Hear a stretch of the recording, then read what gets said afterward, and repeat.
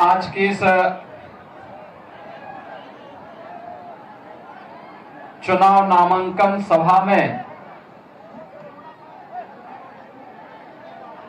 सभा में उपस्थित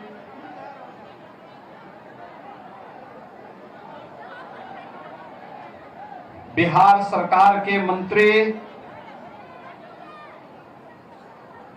श्री जनकराम जी,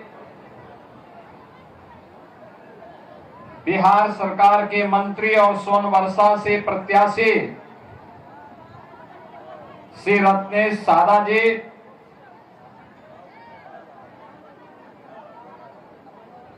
सहरसा के लोकप्रिय प्रत्याशी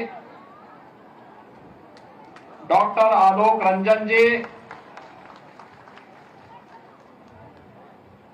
महसी के लोकप्रिय प्रत्याशी श्री गुंजेश्वर शाह जी,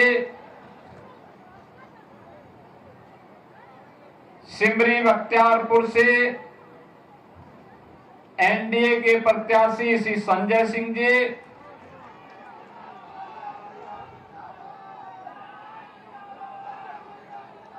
हजारीबाग के लोकप्रिय सांसद श्री मनीष जायसवाल जी,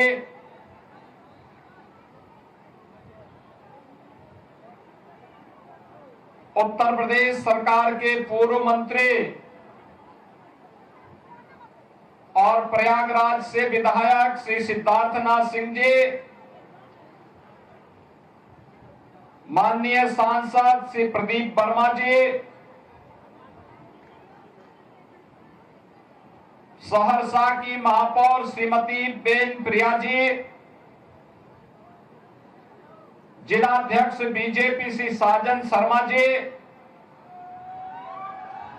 जदयू के जिलाध्यक्ष श्री चंद्रदेव मुखिया जी, अभय गिरी जी, सुरेंद्र यादव जी और भारी संख्या में सहरसा की इस धरती में उपस्थित इस मिथिला क्षेत्र से जुड़े हुए मेरे सभी उपस्थित बहनों और भाइयों, आज मुझे मां जानकी की इस पावन धरा में आप सबसे चुनावी सभा के बहाने ही नामांकन सभा में आने का अवसर प्राप्त हुआ है। इस अवसर पर मां जानकी की इस पवित्र धरा को भगवान बुद्ध की ज्ञान भूमि, भगवान महावीर की पावन जन्मभूमि, विद्यापति की जन्मभूमि और चंद्रगुप्त मौर्य की इस पावन भूमि बिहार की पावन धरा को, जिसने डॉक्टर राजेंद्र प्रसाद जी को, जयप्रकाश नारायण जी को, कर्पूरी ठाकुर जैसी विभूतियों को जन्म दिया हो, कोटि कोटि नमन करते हुए मैं आप सबका हृदय से अभिनंदन करता हूं, स्वागत करता हूं। बहनों और भाइयों, उत्तर प्रदेश और बिहार ये केवल राम और मां जानकी के मिलन की ही भूमि नहीं है, यह हम सब की एक साझी विरासत, साझी संस्कृति, आस्था और साझे भविष्य का प्रतीक भी है।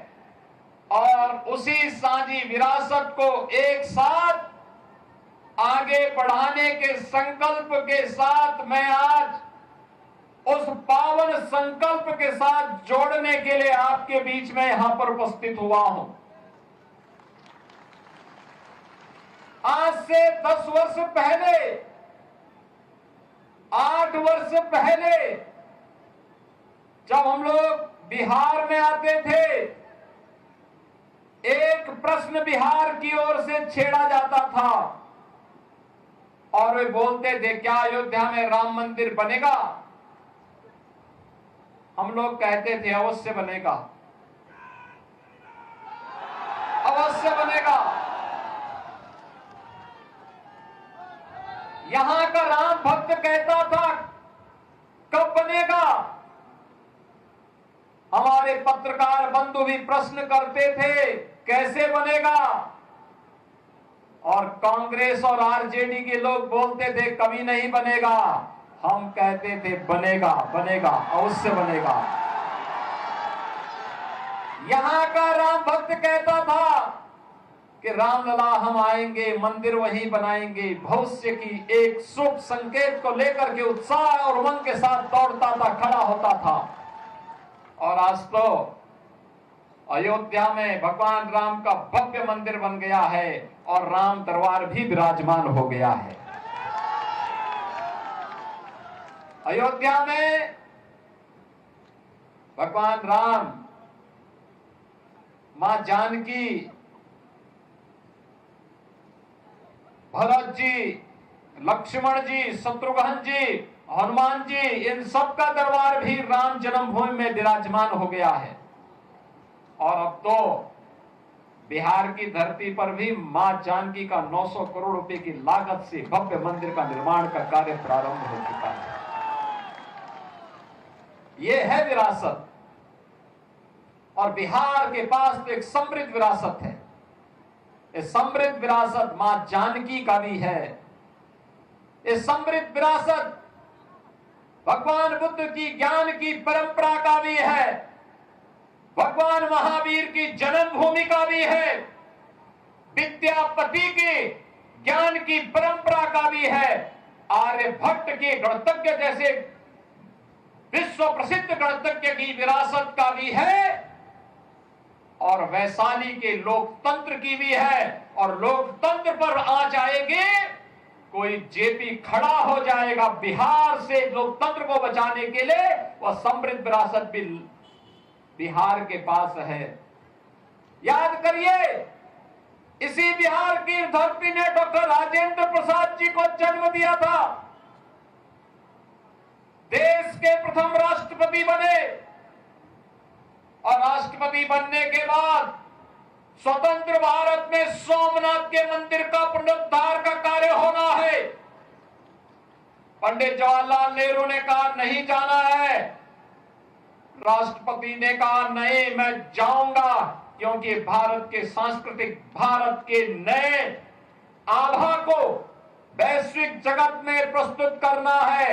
इसलिए सोमनाथ के मंदिर के पुनरुद्धार के कार्य का कांग्रेस भले ही विरोध करेगी, लेकिन भारत के राष्ट्रपति के नाते भारत की आस्था का सम्मान करना मेरा दायित्व है। और डॉक्टर राजेंद्र प्रसाद जी वहां गए थे, सोमनाथ की धरती पर गए थे। आप याद करिए, मोदी जी पहले प्रधानमंत्री हैं जो अयोध्या गए। श्री राम जन्मभूमि पर भगवान श्री राम के भव्य मंदिर के निर्माण की आधारशिला भी रखी। और गत वर्ष भगवान राम लला को विराजमान करने का काम भी प्रधानमंत्री मोदी जी ने अपने